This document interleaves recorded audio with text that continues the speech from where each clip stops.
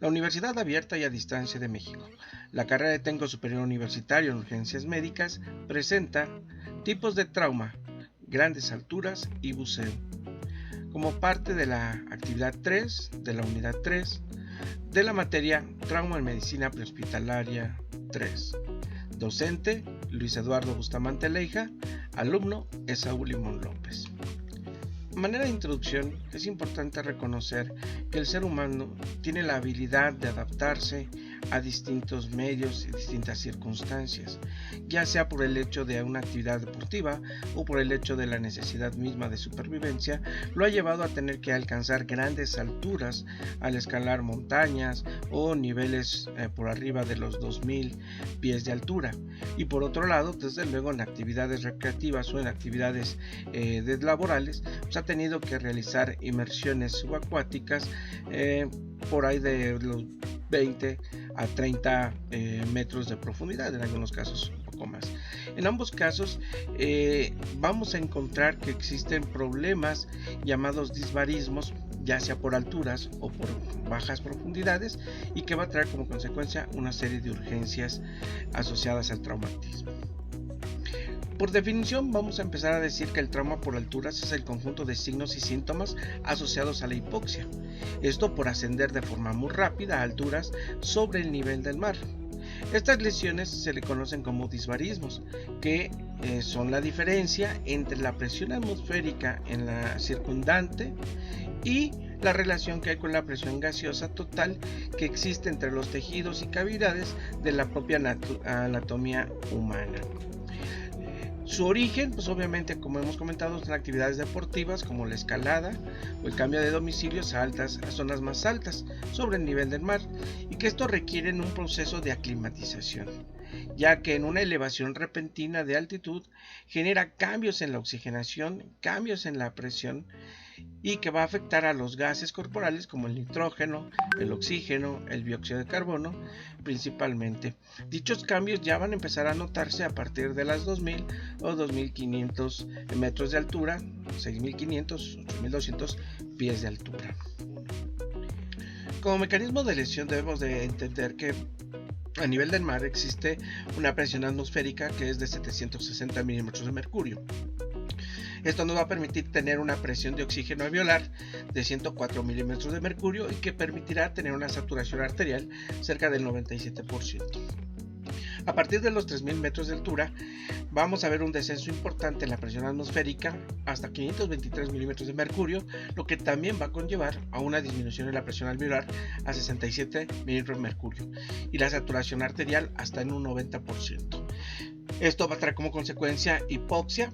Esto nos va a generar que estemos respirando aire seco, va a estimular la hiperventilación, lo que va a llevar a la alcalosis respiratoria. Obviamente se da por un descenso en la concentración del dióxido de carbono, y obviamente la respuesta mental va a ser lenta, es decir, no nos va a permitir pensar y actuar adecuadamente. Esto conlleva una vasoconstricción en los vasos pulmonares, y lo que va a llevar es a la retención de líquidos pulmonares, que a su vez puede generar en una insuficiencia cardíaca congestiva. Existen básicamente tres tipos de lesiones por alturas. Está el mal de montaña, que básicamente son las manifestaciones clínicas a partir de 2000 metros de altura: cefalea, vómito, malestar, dolor de cabeza. Y por otro lado tenemos el edema de pulmón, que ya es la acumulación de líquido dentro de los alvéolos pulmonares, causando una obstrucción mecánica de las vías aéreas inferiores.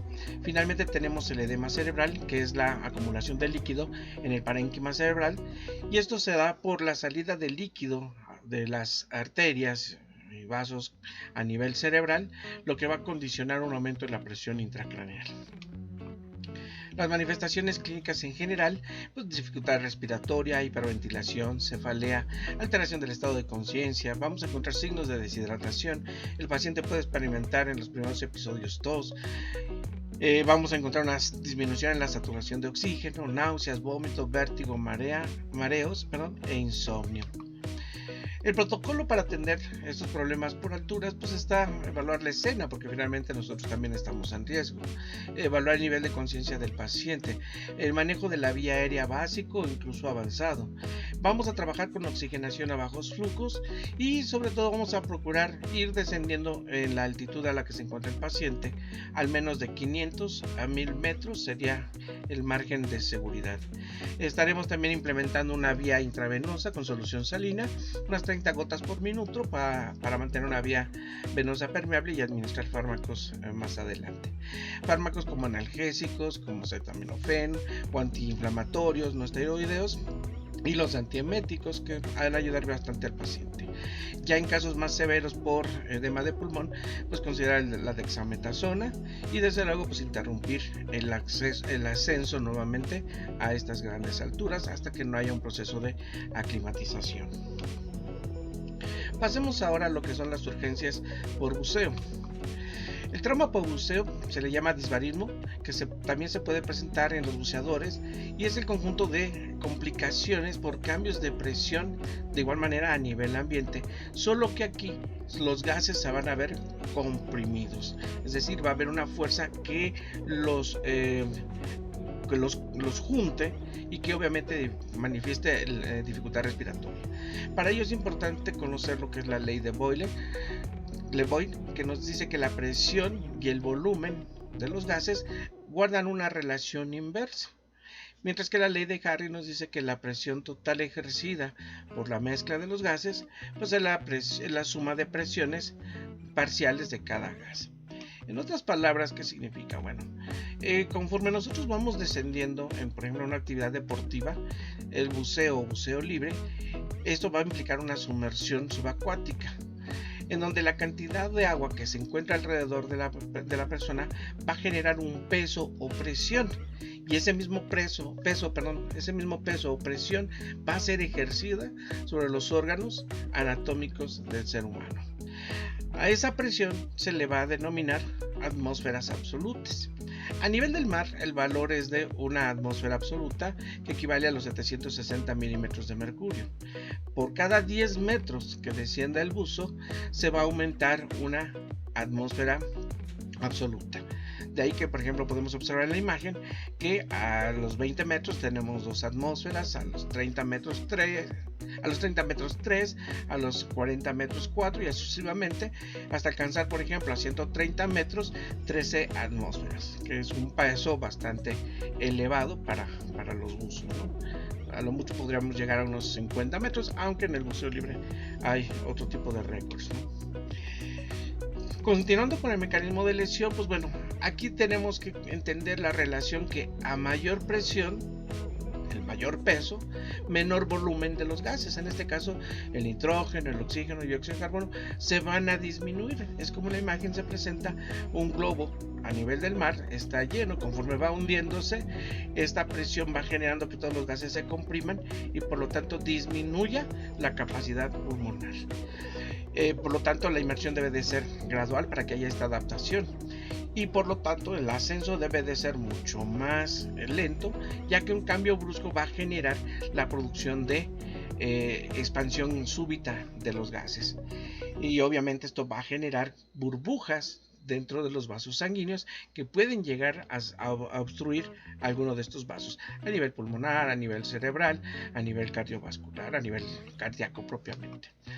Esto trae como consecuencia dos tipos de lesiones: la embolia gaseosa, que es la presencia de burbujas de aire dentro de la pleura, dentro del mediastino o dentro de los mismos vasos sanguíneos, y esto por una retención forzada de la respiración del buzo.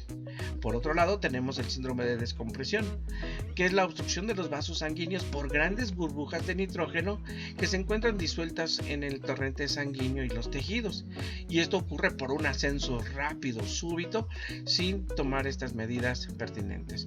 De hecho, en ocasiones estos pacientes deben entrar a una cámara hiperbárica o una cámara de descompresión precisamente para ir regulando este tamaño de burbujas y esos procesos de adaptación. Las manifestaciones clínicas, pues vamos a encontrar manchas, muchas veces son puntos hemorrágicos, espuma en la boca por la presencia de estos gases, dolor grave en los músculos, articulaciones o en el abdomen. Vamos a encontrar disnea, dolor torácico, mareos, náuseas, vómito, disfasia, problemas de la visión, parálisis o incluso el estado de coma. El pulso puede ser irregular y desde luego incluso el paro cardiorrespiratorio.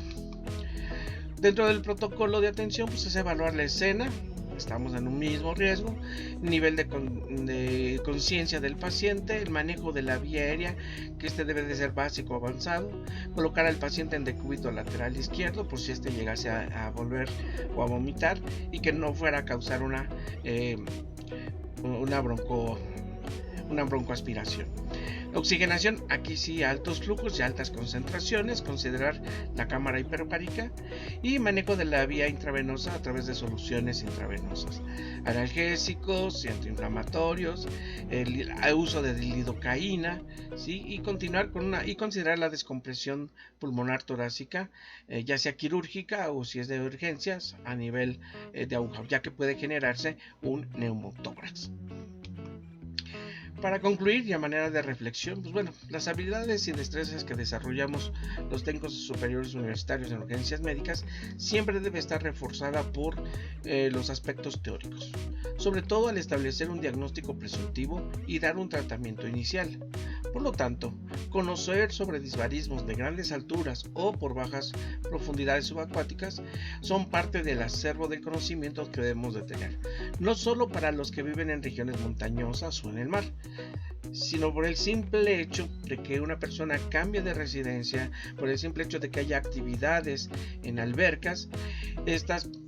Algunas víctimas pueden ser padecer este tipo de situaciones, o personas que van de paso de igual manera se van a enfrentar a estos cambios y que ha falta una climatización adecuada, y esto puede causar padecimientos que pueden pasar inadvertidos muchas veces por cada uno de nosotros. De ahí la importancia de conocer este tema y profundizar un poquito más allá. Sin otra situación, pues agradezco su amable atención y bueno, aquí les presento parte de la bibliografía revisada para el desarrollo de esta actividad.